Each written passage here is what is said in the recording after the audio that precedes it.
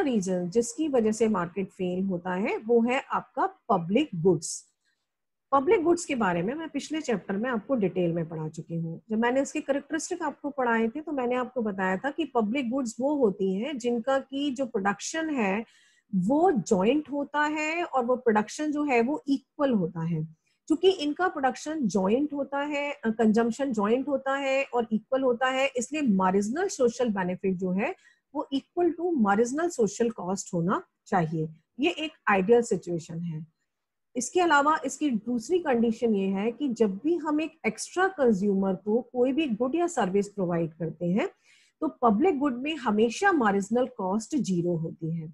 लेकिन अक्सर हम इसको वायलेट करते हैं, अक्सर हम इस रूल को वायलेट करते हैं जब भी हम पब्लिक रोड प्रोवाइड करते हैं। सपोज कीजिए एक ऐसी रोड जिस पर की टोल प्लाजा बना हुआ है या टोल रोड है और उस पर गुजरने वाले हर आदमी को जो है वो टोल पे करना पड़ता है। तो कायदे में तो अगर 1000 आदमी उसको क्रॉस कर रहे हैं और उसकी वजह से उसका पूरा मार्जिनल कॉस्ट निकल रहा है तो एक्स्ट्रा कंज्यूमर को जब हम वो टोल रोड को क्रॉस करेगा तो उससे जीरो चार्ज लिया जाना चाहिए और उससे हमें कोई भी चार्ज नहीं लेना चाहिए। पर प्रैक्टिकली ये नहीं होता। प्रैक्टिकली क्या होता है कि हम हर गाड़ी वाले से या हर व्हीकल जो भी उस रोड से गुजरता है उससे हम टोल वसूल करते हैं। तो इसलिए मार्जिनल कॉस्ट जो है वो हमेशा इसकी मोर देन जीरो होती है। क्योंकि marginal cost more than zero होगी तो अगेन ये वाली जो आइडियल सिचुएशन है कि marginal social benefit marginal social cost से के इक्वल होना चाहिए, ये प्रिंसिपल जो है वो वायलेट हो जाता है। इसके अलावा जो है आपको मालूम है कि जो पब्लिक गुड्स होती हैं वो नॉन एक्सक्लूडेबल होती है, यानी कि आप किसी आदमी को एक्सक्लूड नहीं कर सकते। हर आदमी को वो चीजें इक्वली प्रोवाइड की जाती हैं और किसी को भी उससे एक्सक्लूड नहीं किया जा सकता और ये नॉन रिवलरस होती हैं। लेकिन कुछ केसेस में हम इस रूल को भी वायलेट करते हैं। जैसे मैंने अभी आपको ऊपर बताया कि आपने किसी रोड के ऊपर टोल लगा दिया, तो टोल लगा दिया तो आपने लोगों को एक्सक्लूड कर दिया। जैसे ईस्टर्न पेरिफेरल वे है उस पर वही आदमी गुजर सकता है जो कि टोल देगा। अगर वो टोल नहीं देगा तो वो आदमी उसके ऊपर से नहीं गुजर सकता। तो इसका मतलब है कि यहाँ हमने एक्सक्लूजन प्रिंसिपल अप्लाई कर दिया जो प्राइवेट गुड्स पे अप्लाई होता है। पर चूंकि ये पब्लिक गुड है तो हमें एक्सक्लूजन प्रिंसिपल अप्लाई नहीं करना चाहिए। तो चूंकि हम इसके ऊपर पब्लिक गुड के रूल को अप्लाई नहीं कर रहे हैं, है ये पब्लिक गुड, इसलिए मार्केट फेल हो जाता है। इसी तरह आपका डीएनडी फ्लाईओवर हो गया या जितनी भी टोल रोड्स बनी हुई हैं, चूंकि व्यक्ति टोल नहीं पे कर पा रहा है तो वो लॉन्ग रूट लेकर के जाएगा या कोई अदर रूट लेकर के जाएगा।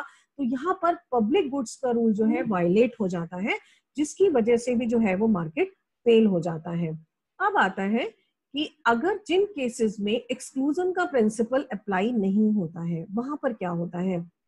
अगर मान लीजिए कि एक्सक्लूजन का प्रिंसिपल आपका अप्लाई नहीं होगा तो वहां पर एक और नई समस्या खड़ी होती है and that is free riders problem. What is this free rider problem? देखिए ये एक फ्री राइडर की प्रॉब्लम क्या होती है। सपोज कीजिए मैं आपको इसका एक एग्जांपल देती हूँ कि किसी भी कॉलोनी में एक ये पार्क है। इस पार्क को मिल करके 10 लोग मेंटेन करते हैं और लेकिन इसके अराउंड 50 फैमिलीज हैं जो इस पार्क का फायदा उठाती हैं। तो ऐसे में 10 लोगों ने केवल मेंटेनेंस दिया और 50 लोगों ने इसका फायदा उठाया। इसका मतलब ये है कि 40 लोग जो हो गए वो इसमें फ्री राइडर हो गए। इसी तरह मान लीजिए आपके घर के बाहर कोई रोड जा रही है या आपकी कॉलोनी में कोई रोड है या और वो रोड बहुत खराब हो गई है, गवर्नमेंट उसको ठीक नहीं करा रही और 20 लोग आते हैं, ये मिलकर डिसाइड करते हैं कि भाई हम लोग इसमें 2-2 हजार रुपए कंट्रीब्यूट करेंगे और इस रोड को ठीक कराएंगे। वो कुछ पैसा मांगने जाते हैं लेकिन 3 लोग इसमें ये कह देते हैं कि हम तो नहीं देंगे, हम तो इस रोड का यूज नहीं करते या हम तो बहुत कम यूज करते हैं या अब मत करवाओ, हमें क्या फर्क पड़ रहा है, रोड को रिपेयर मत करवाओ। तो ऐसे केस में अगर ये रोड रिपेयर होती है तो पैसा तो 20 लोगों ने दिया लेकिन बाकी लोग जिन्होंने पैसा नहीं भी दिया, चूंकि ये पब्लिक गुड है, वो भी इसका यूज करेंगे। तो ये बाकी सारे ये 3 लोग जो हैं या पब्लिक लोग हैं, ये सारे के सारे जो है ये फ्री राइडर कहलाएंगे। देखिए ये डायग्राम मैंने बनाया है आपके लिए। इसमें देखिए 2 इंडिविजुअल हैं। 2 इंडिविजुअल कौन से हैं? One is this A and one is this B. 2 goods है, एक एक्स गुड है और एक आपकी ये वाई गुड है। दोनों एक्सेस के ऊपर ये जो है ये डिमांड कर्व है जो इंडिविजुअल ए है, या आप इनका नाम भी ले सकते हैं। मान लीजिए अमित है, अमित का डिमांड कर्व है। बीबी जो है वो सुमित है और सुमित का डिमांड कर्व है या सेकंड इंडिविजुअल का डिमांड कर्व है। अगर हम इनका क्यूमुलेटिव डिमांड कर्व लें तो ये इनका क्यूमुलेटिव डिमांड कर्व है, यानी कि ये जो डिमांड करते हैं। अब मार्जिनल कॉस्ट ऑफ एक्स यानी कि एमसी कर्व जो है वो इसे काटती है ई पॉइंट के ऊपर टोटल डिमांड को, और हमारा इक्विलिब्रियम होता है ई पॉइंट के ऊपर यानी कि यहाँ के ऊपर। अब यहाँ पर होता है तो देखिए क्वांटिटी प्रोड्यूस होगी OQ के बराबर और इस वस्तु का प्राइस रखा जाएगा OP के बराबर।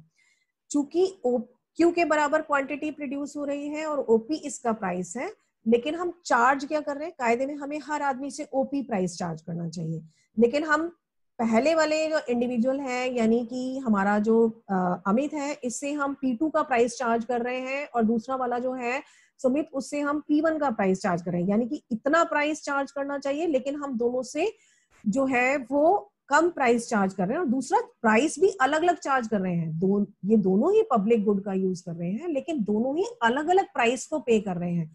जबकि पब्लिक गुड का सिंपल ये रूल है कि आपको हर व्यक्ति से एक ही तरीके का चार्ज वसूल करना है।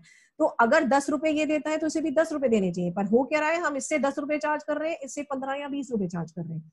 तो ऐसे केस में जो हमारा प्रिंसिपल है कि सभी से एक प्राइस चार्ज करना चाहिए, और हम ये प्राइस डिस्क्रिमिनेशन की पॉलिसी को जो है फॉलो कर रहे हैं, यानी कि प्राइस डिस्क्रिमिनेशन की पॉलिसी को हम कहाँ पर फॉलो करते हैं, प्राइस डिस्क्रिमिनेशन की पॉलिसी को जो है हम फॉलो करते हैं अपनी मोनोपोली के अंदर। मोनोपोली के अंदर फॉलो करते हैं प्राइस डिस्क्रिमिनेशन की पॉलिसी को। इसलिए जो है यहाँ पर देखिए ये रूल जो है ये आपका वायलेट कर रहा है। तो यहाँ पर आप देखिए, इसलिए यहाँ पर मार्केट फेल हो जाएगा, क्योंकि पब्लिक गुड्स के हर रूल को हम वायलेट कर रहे हैं। और पब्लिक गुड्स का जो रूल ये कहता है कि प्राइस हर एक व्यक्ति से हमें इक्वल चार्ज करना चाहिए, तो ना तो हम इक्वल चार्ज कर रहे हैं, ना ही हम ऑप्टिमल प्राइस चार्ज करें। ऑप्टिमल प्राइस हमारा क्या है, OP, और हम इन दोनों से उससे कम प्राइस ले रहे हैं, प्लस दोनों से हम अलग अलग प्राइस ले रहे हैं। ये ठीक वैसे ही है जैसे कि आप देखिए एजुकेशन, आप लोग हायर एजुकेशन लेते हो, हायर एजुकेशन में कायदे में हमारे कॉलेज में आप सबकी फीस बराबर होनी चाहिए और हर बच्चे को इक्वल फीस देनी चाहिए। पर आपने फीस देते टाइम ये नोट किया होगा कि SC के बच्चों को कम फीस देनी पड़ती है, ST के बच्चों को कम फीस देनी पड़ती है, जनरल के बच्चों की फीस ज्यादा है, लड़कियों की फीस कम है, लड़कों की फीस ज्यादा है। तो इसका मतलब ये है कि एक ही पब्लिक गुड में हम प्राइस डिस्क्रिमिनेशन कर रहे हैं। जब हम प्राइस डिस्क्रिमिनेशन कर रहे हैं तो इसका सीधा रिजल्ट ये होगा कि आपका मार्केट जो है वो फेल हो जाएगा। तो दूसरा रीजन जिसकी वजह से मार्केट फेल होता है वो होता है हमारा पब्लिक गुड्स, या पब्लिक गुड्स में जब हम प्राइस डिस्क्रिमिनेशन करते हैं। तो ये हमारा सेकंड रीजन था जिसकी वजह से हमारा मार्केट जो है वो फेल होता है।